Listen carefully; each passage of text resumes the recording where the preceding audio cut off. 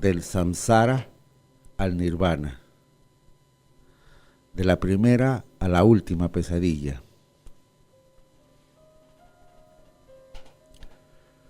He tomado el término última pesadilla a raíz de una obra excepcional escrita por el amado Osho, que es Nirvana, ¿no? La última pesadilla. Nuestro tema es del samsara al nirvana, de la primera a la última pesadilla.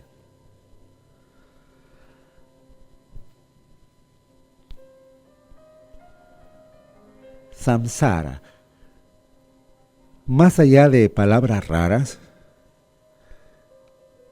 no existe en otro idioma una palabra que pueda describir lo que es el samsara tal como es.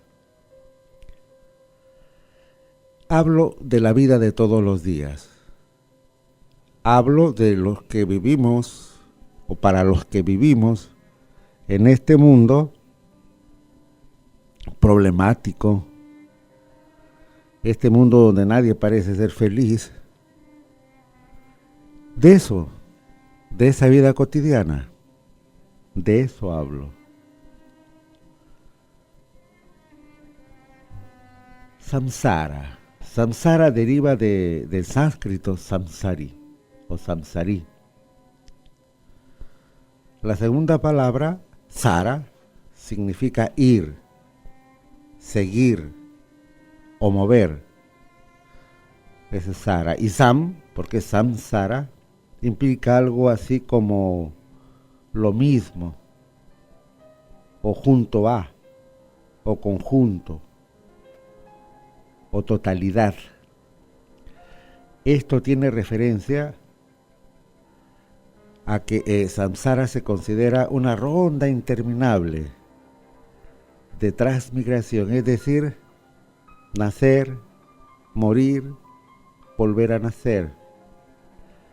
Significa fluir junto a o pasar a través de diferentes estados. También significa vagabundear. La persona sujeta al samsara se le llama samsari. Samsara también se califica como un estado de autoengaño, entre comillas, o ignorancia de la realidad de las cosas. En particular, ignoramos que el mundo, tal como es insatisfactorio, perecedero, insubstancial. Más de una vez te lo he dicho con respeto, y me lo he dicho con respeto,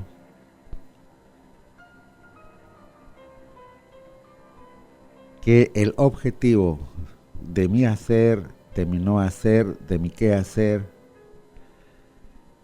es compartir contigo mi esfuerzo por salir del sufrimiento. Desde muy pequeño conocí, viví, experimenté el sufrimiento en todas sus formas y por sobre todo a medida que fui creciendo vi cómo las personas que estaban a mi alrededor, seres queridos, estaban inmersos en el sufrimiento, sea el generado por su propia mente y sufrido naturalmente por su propia mente, ¿no? Sufrimiento creado por la mente y sufrido por la mente, haciendo sufrir a personas en un ciclo de repetición, sufrimiento, culpa, ¿no? Sufrimiento, culpa, remordimiento, sufrimiento, desconcierto, dolor, de una u otra forma, hasta el final ser rematados por la última ola, vejez, enfermedad, muerte, en una especie de desconcierto, en una especie de no saber qué hacer. Una de las últimas cosas que me tocan es, por ejemplo, ver una tía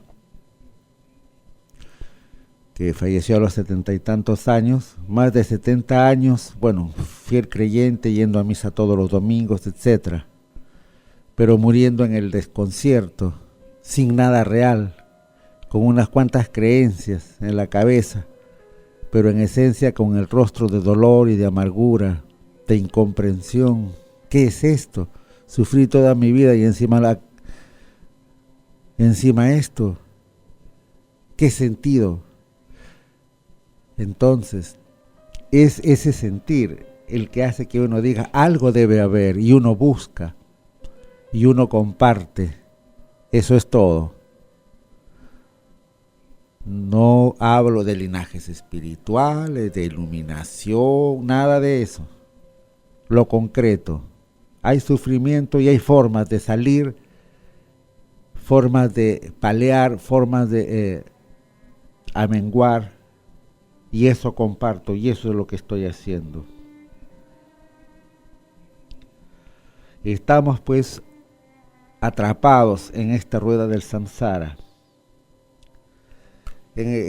Hablan pues del samsara, de esta ronda de nacimientos y muertes, de esta rueda, los hinduistas, los jainistas, el budismo mismo.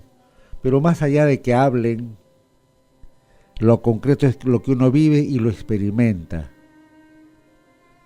Y lo concreto también es que cuando uno empieza en realidad a vivir en un estado de comprensión, de conciencia, de atención, algo empieza a crecer y a fortificarse en uno, algo de mejor y superior calidad, algo más inteligente, algo que no es atrapado en el engaño, algo que está libre de miedo, algo que puede afrontar las cosas con un trasfondo de serenidad y paz. De esa experiencia concreta te hablo. Ahora bien, en términos mayores, según el budismo, por ejemplo, el samsara se dice no tiene principio ni fin. Estamos atrapados en él hasta que ganemos la iluminación, ¿no? De eso se trata. La iluminación, que es, a fin de cuentas, Gautam Buda lo define como el fin del sufrimiento. Nirvana, ¿qué significa a final de cuentas? Extinción.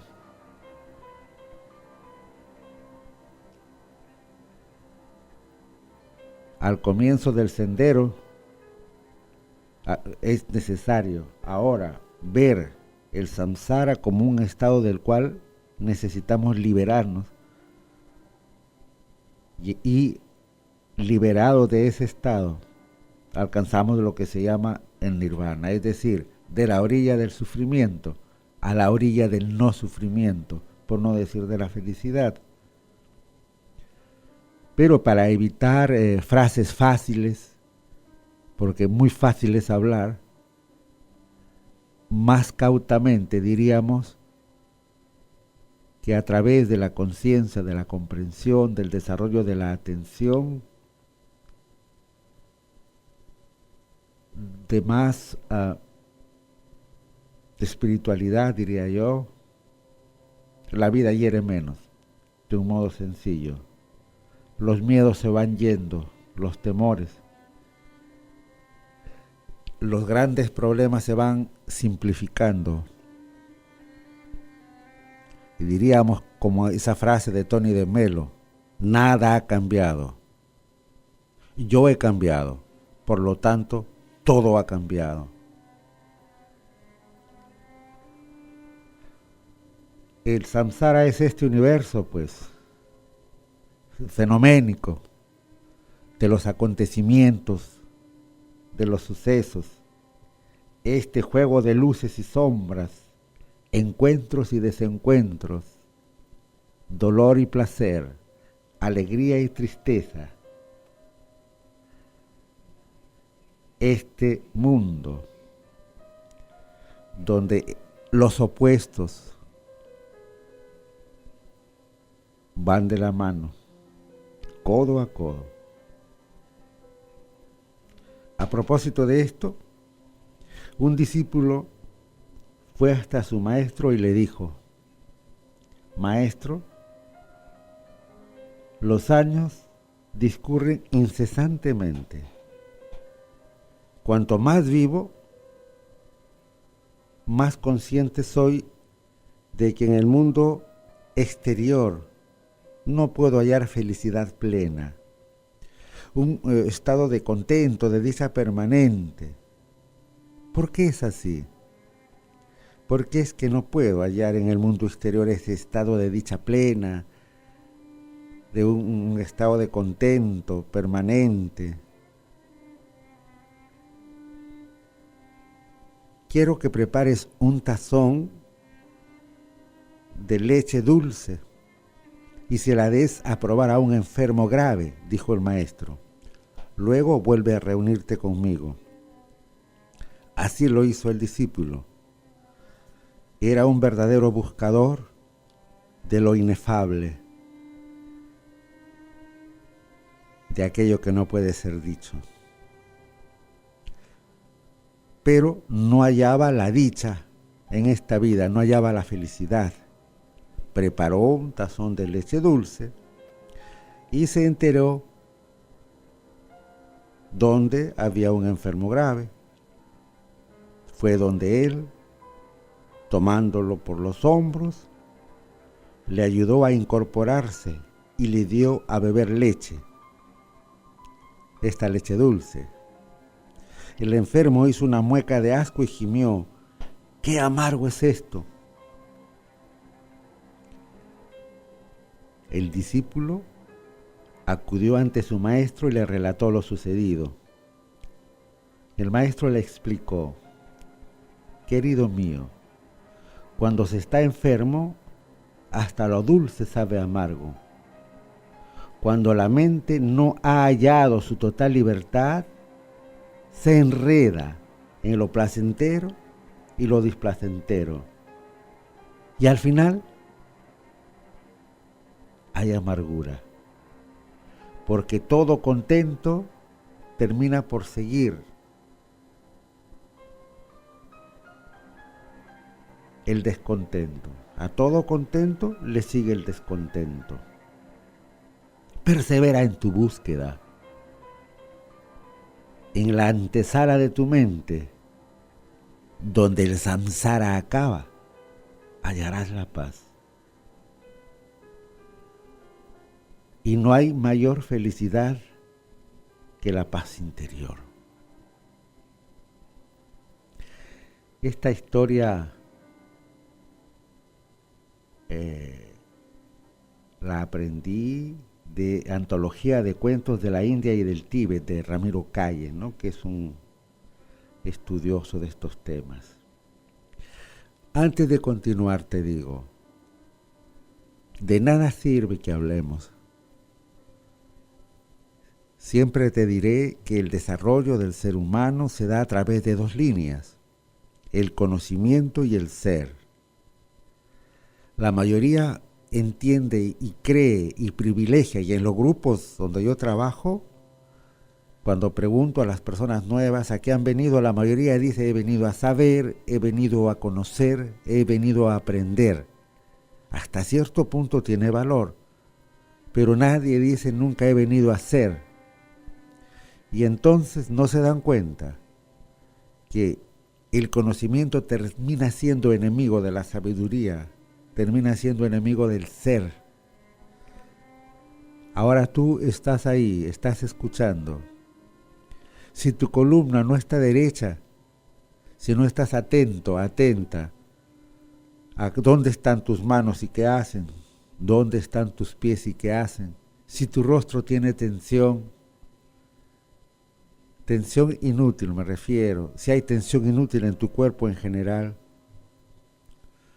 si no sientes el ir y venir de la respiración, el aliento que ingresa, el aliento que sale, y no estás en un estado de atención, estamos hablando por hablar. Entonces, te pido, mejora la calidad de tu estar ahora.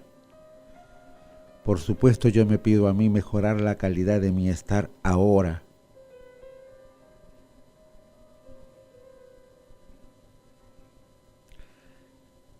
Continuamos. El samsara, con el samsara, ¿no? Según la tradición tibetana, es la rueda de la muerte y renacimiento, ¿no? En la que estamos viviendo nuestro karma, nuestra ignorancia, ¿no? Y vivimos. Y vivir en el samsara, en el problemático samsara,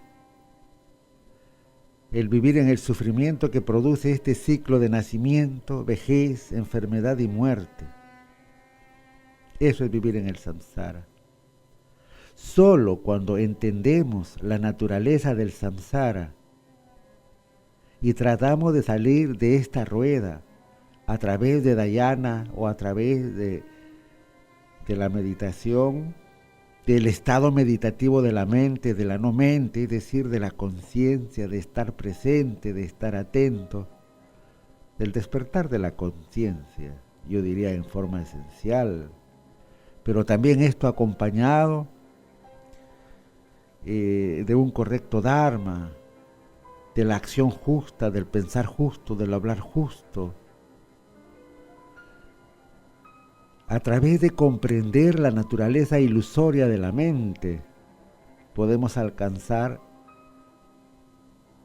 el nirvana o la cesación del sufrimiento, porque ese es el estado de cesación del sufrimiento. Pero es cuestión de comprensión. ¿Comprendes? Es cuestión de conciencia. ¿No? A mi modo de ver, el samsara es la forma engañosa que nuestra mente tiene de percibir la realidad debido a la confusión y a los engaños que mantiene. Es decir, con los sentidos que tenemos y con la mente tal como está ahora, no vamos a percibir la realidad tal como es. Nuestros sentidos no captan plenamente la realidad. Nuestros ojos captan una millonésima parte del espectro de la luz, ni infrarrojos, ni ultravioletas, para nada. Nuestros oídos no captan el infrasonido, no captamos la realidad tal cual es. Toca ver con tu mano un objeto, una mesa o la computadora o donde estés en este instante, y te parece que eso es sólido. No es sólido, básicamente es vacío. Las ondas electromagnéticas de ese objeto, llámale mesa, chocan contra las ondas electromagnéticas de lo que llamas tu mano y rebotan. Y golpeas y suena y parece sólido y es vacío. No captamos la realidad tal cual es. Mira bien a un ser humano y vas a ver, qué sé yo, un huevo luminoso, luces, centros de conciencia girando en ruedas, en lo que son los plexos, los centros de conciencia, los chakras. No vemos la realidad tal cual es para nada. Por eso te decía, a mi modo de ver, el samsara es la forma engañosa que nuestra mente tiene de percibir la realidad debido a la confusión y a los engaños, pues obviamente que mantiene. Y si a esta mente está cargada de subconsciente, es decir, es plenamente, básicamente subconsciente e inconsciente, llena de prejuicios, de condicionamientos, de toda la neurosis heredada, el cuerpo dolor, traumas, prejuicios, condicionamientos dados por la sociedad. Ahora, por ejemplo, en un mundo de consumo, donde te presentan este mundo ilusorio, el samsara, te lo tratan de hacer lo más dorado, lo más bonito, lo más cómodo. Te llenan de objetos, de celulares, de iPhone y del otro. ¿Para qué? Para que tu estar en este mundo sea lo más placentero posible. Y entonces, como buen chanchito, mueras gordito. ¿Eso es todo? ¿Es todo el significado y toda la trascendencia que puede tener en mi vida? Yo he venido a eso, a morir gordito. ¿Eso es todo? Por supuesto que no. Por supuesto que no. Este samsara no tiene existencia en sí mismo, como tampoco lo tiene la mente. Eso es samsara. Samsara y nirvana pues son designaciones de la mente. Tienen una realidad relativa. Yendo más allá, se diría, no hay samsara, no hay nirvana. Y hablamos, te decía, de samsara, pues no hay otra forma de explicar en nuestro lenguaje este ciclo, esta ronda de nacimientos, muertes, ¿no? Este ciclo. Y es difícil entender lo que es esto del samsara porque todos los seres sujetos a sufrimientos, sencientes, nos hallamos inmersos en él.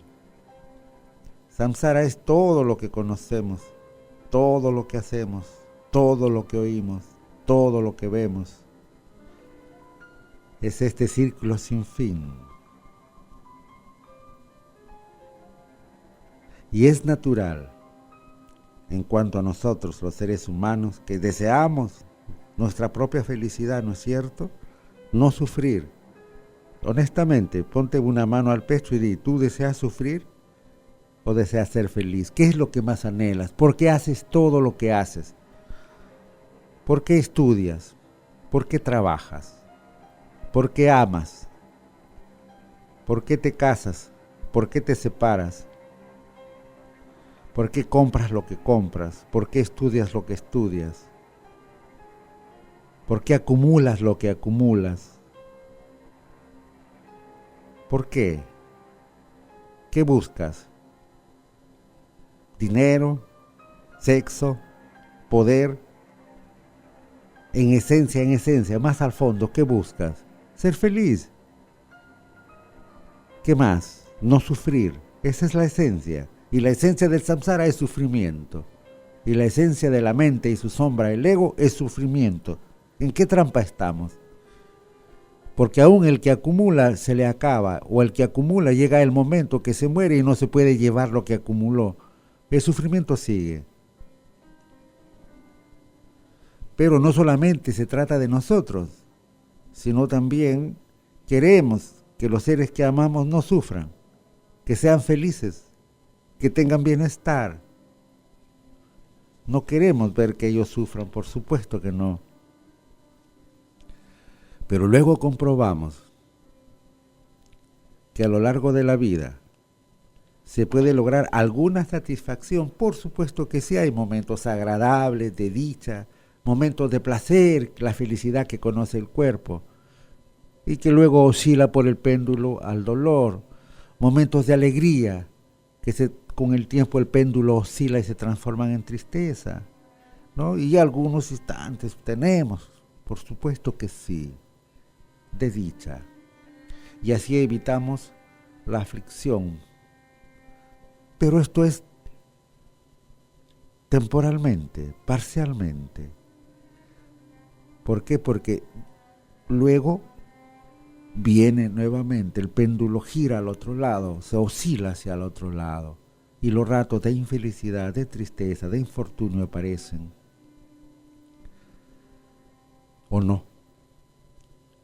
¿Qué hacen las personas? ¿Qué hacemos? Concentramos nuestros esfuerzos y recursos ¿para qué? Para adquirir bienestar material, por ejemplo, ¿no? Ahora, sobre todo en esta sociedad de consumo, creyendo que con ello vamos a vivir una vida más plena, motivada, de disfrute.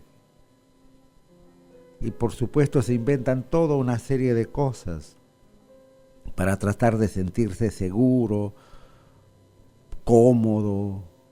Todos los aparatos posibles se inventan para evitar el trabajo. Ya no te mueves para nada, todo lo controlan pues con botoncitos. ¿Mm? En el empeño de que de estar cómodos, tranquilos, descansados, tener paz duradera. Pero lo que te cuesta pagar todas esas cosas, comodidades que te van rodeando, van acabando con tu paz. El estrés, los pagos, las tensiones, por no decir, ¿no? Ahora, pero yo te diré que es posible, porque siempre ha existido, han existido, tanto en el pasado como ahora, innumerables casos de personas, ¿no? A quienes se les respeta y se les admira, se les valora por sus cualidades, ¿cierto? Y hasta envidias muchas veces a muchas personas por sus logros alcanzados en este mundo, pero muy poco de ellos han alcanzado verdaderamente esa dicha suprema, esa paz interior de la que hablamos. Eso es así. Para entender más cabalmente del samsara, permítame compartir contigo una historia que la escuché en versión de Papaji. Iba un discípulo con su maestro por los campos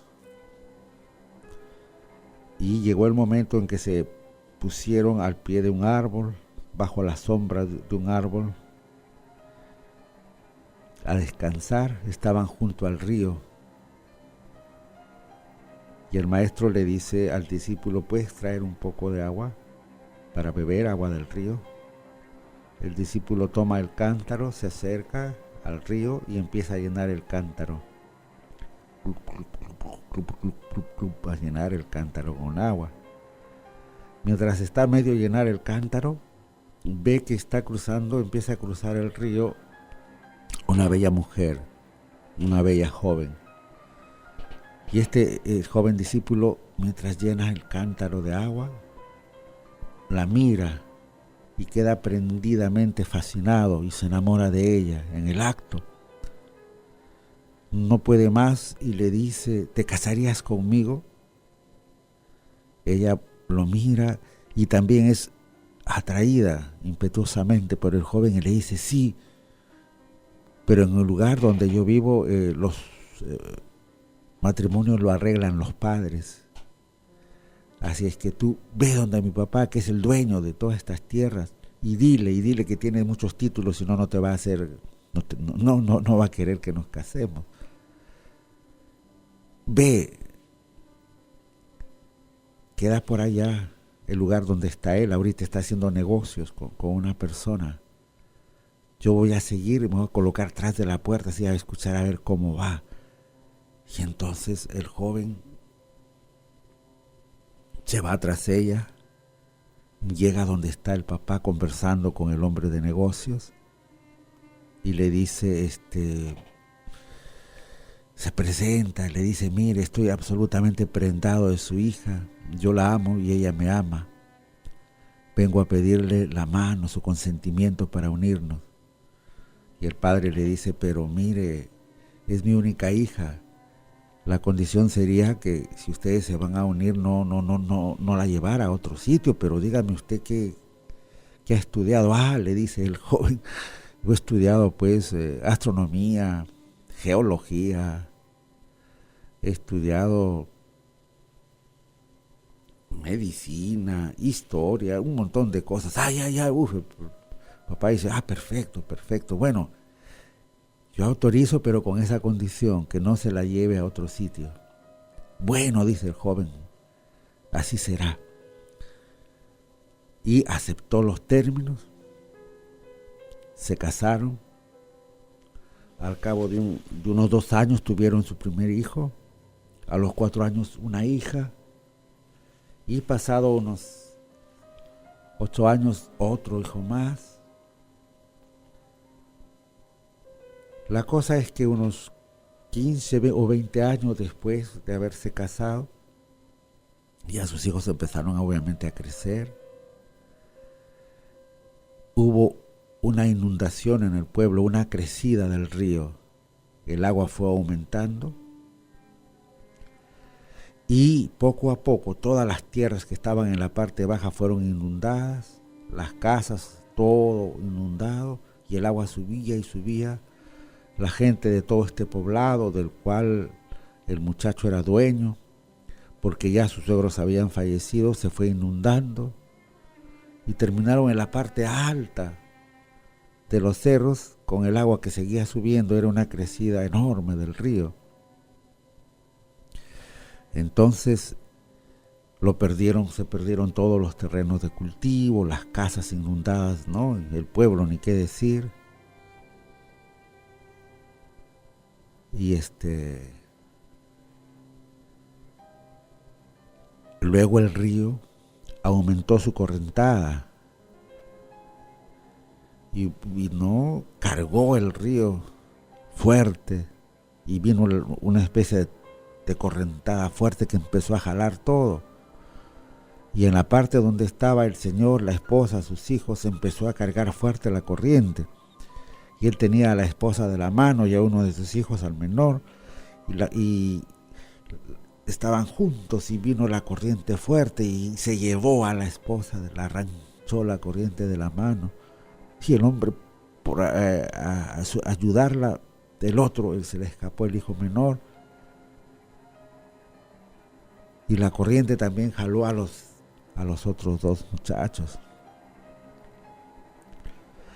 Y el hombre sintió un inmenso dolor y sufrimiento. Se quedó sin nada. No había obviamente tierras, ni propiedades, ni casas, ni familia, ni hijos, y empezó a llorar desconsolado. Lo he perdido todo. Luego el río fue decreciendo, ¿no?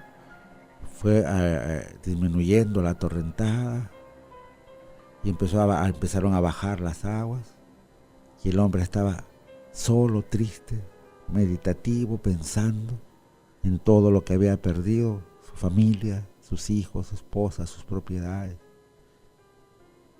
Y estaba triste pensando en el agua. Y en eso escucho una voz que le dice: oye, ¿y el agua a qué hora la traes? Era el maestro, le dice: ¿cómo? ¿Vas a traer agua y te demoras? ¿Qué haces? Es que estoy pensando. ¿Pensando en qué estás pensando?, le dice el maestro. Si fuiste a traer agua del río, tienes ahí el cántaro bajo del agua. No, ¿y qué es mi esposa? ¿Y mis hijos? ¿Y mis tierras? ¿De qué hablas?, le dice. Tú solamente has estado ahí no menos de un minuto llenando el cántaro. Pero lo he perdido todo. No, ¿qué has perdido? Le dice: mira, todo esto que crees haber vivido es ilusorio. Eso es el samsara. ¿Comprendes? Un mundo surgido a través del pensamiento y de la mente. Así creamos nuestra vida. Te digo a ti, por ejemplo, a ver, retrocede, entre comillas, 20, 30, 50 años, no sé, el día que estudiaste tal cosa, o que fuiste a tal lugar, o que te casaste por ahí. Ha pasado toda una vida. Unos años más y todo esto desaparece y nadie va a recordar nada de lo que viviste, ¿te das cuenta? No va a haber testigos por ningún lado, porque todo en este mundo es impermanente. ¿Comprendes? Todo comienza y todo se acaba.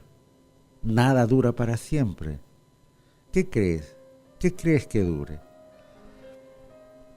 Las pirámides ya son ruma de piedras, claro, algunas cosas quedan. Pero 20.000 años más y ahí no va a quedar nada. La Tierra, el Sol, de acá a unos 10.000 millones de años, el Sol, que es una enana amarilla, se va a convertir en una gigante roja, va a absorber a la Tierra y luego va a colapsar y no va a haber ni Tierra, ni Sol, ni planetas, ni historia, ni nunca nada. Dime si esto no es ilusorio. Dime si todo no es un juego creado por la mente. Esto es el samsara. Bienvenido, welcome. Bienvenido a este problemático samsara. Entonces tranquilo, no te llenes de miedo, al revés, llénate de plenitud. Vive tu presencia consciente. Sal de tu mente, medita, busca la quietud. Busca el silencio, para el ruido, para el coche, para en el mundo que bajo en la esquina, y bájate de este mundo loco, de esta rueda. Movidos, que el fútbol, que mixtura, y si hay darle uno tras otro te clavan las cosas. Ilusorias, claro. Y tu ser eterno, lo que tú eres, tu verdadera naturaleza, eterna, indestructible, inmortal, tu ser, uno, desconoce la gran mayoría, o habla de teoría, y dos, no hace nada en la práctica concreta para despertar eso. No se hace nada. Te hago un llamado por eso, y te digo, ¿por qué caes en tanta ilusión? ¿Ah? Y el maestro le dice pues al chico, termina, llena el cántaro y tráelo. Y le dice, todo esto que has creído vivir ha sido creado por tu mente, has metido el pensamiento, has abierto una brecha. Lo que yo te digo es ahora, ¿qué brechas estás abriendo? ¿En qué juego ilusorio te estás metiendo? Despierta. Eso es lo que te estoy diciendo.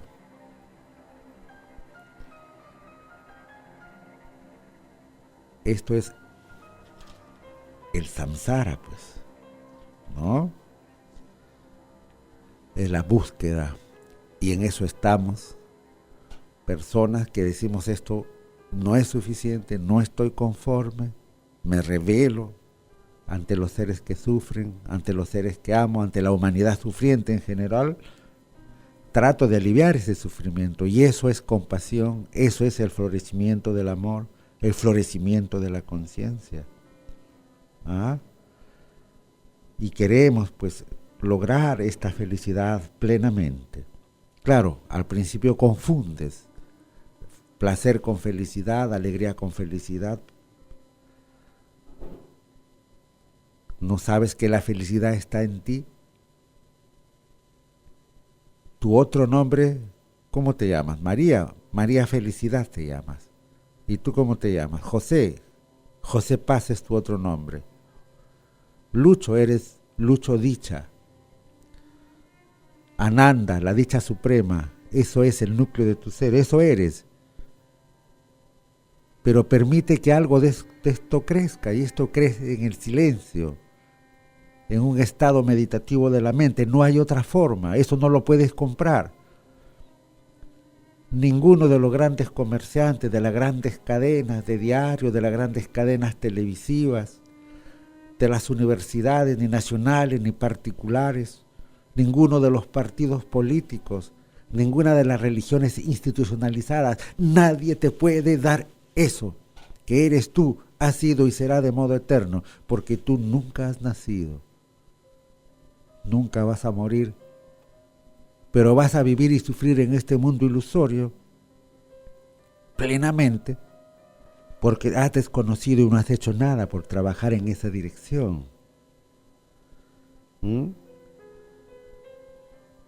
Somos muchos, pues, los que no queremos sufrir y sobre todo queremos aliviar el sufrimiento de los seres que amamos, queremos ser felices y queremos contribuir a la felicidad de los seres que amamos, mas ignoramos la forma que nos puede llevar a eso, a esa finalización del sufrimiento y a la manifestación de esa dicha, de ese ser que somos, ¿no? La forma habitual en que nos conducimos más bien nos llevan al sufrimiento. ¿Qué no se hace por no sufrir? ¿Qué no se hace por ser feliz? Todas las locuras que ves en el mundo están buscando felicidad. Y yo siempre pongo un extremo absoluto. Digo, estas las personas, ¿por qué hay tanto drogadicto?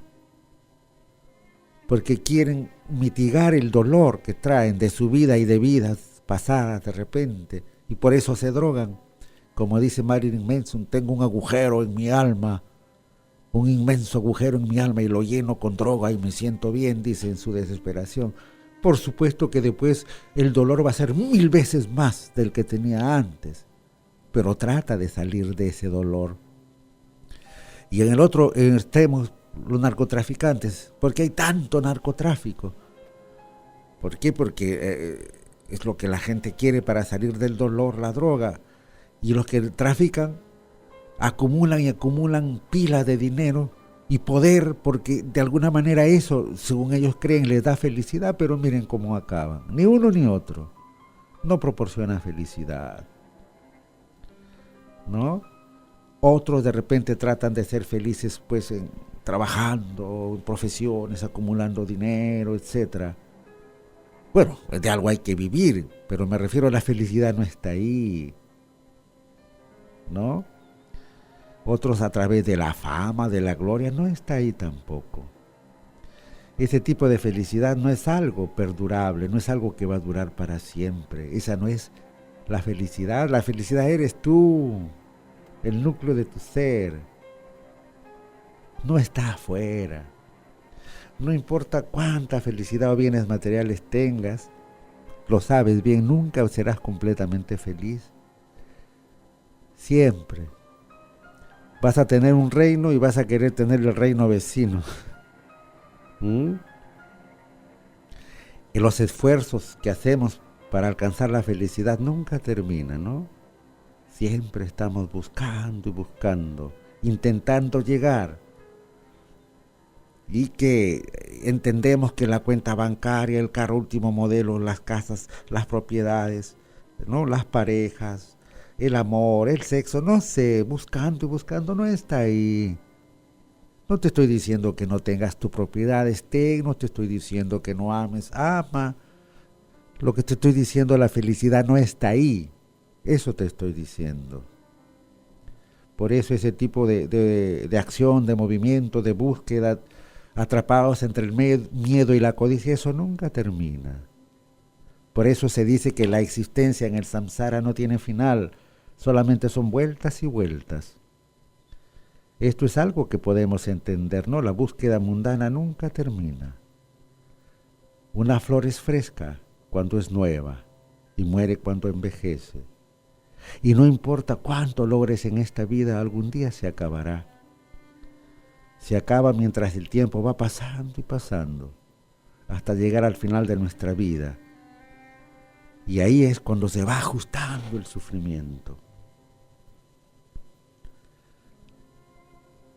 Entonces, busca ese lugar donde no hay tierra, ni agua, ni fuego, ni aire, donde no se comparten los espacios infinitos.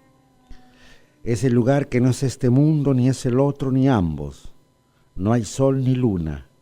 No puedes llegar a él ni abandonarlo, ni quedarte, ni naces ni mueres. No está fijo ni móvil. No está fundado en nada. Este mundo se llama el nirvana. De hecho, es el final del sufrimiento. Pero de hecho, si la codicia se va a transformar, como dice el amado Osho, en la última pesadilla que vives. Jorge Handavaca te habló y te digo, el próximo sábado estamos viendo el tema del nirvana, ese lugar donde no hay tierra, ni agua, ni fuego, ni aire, donde no se comparten los espacios infinitos, que no es de este mundo, ni es el otro, ni ambos. No hay sol ni luna, no puedes llegar a él ni abandonarte, ni quedarte, ni naces ni mueres. No estás fijo ni móvil, no estás fundado en nada. Este lugar se llama nirvana, de hecho, es el final del sufrimiento. Don Juan seguro le llamaría el Nahual. pero es el final del sufrimiento. Nirvana significa cesación. Namaskar.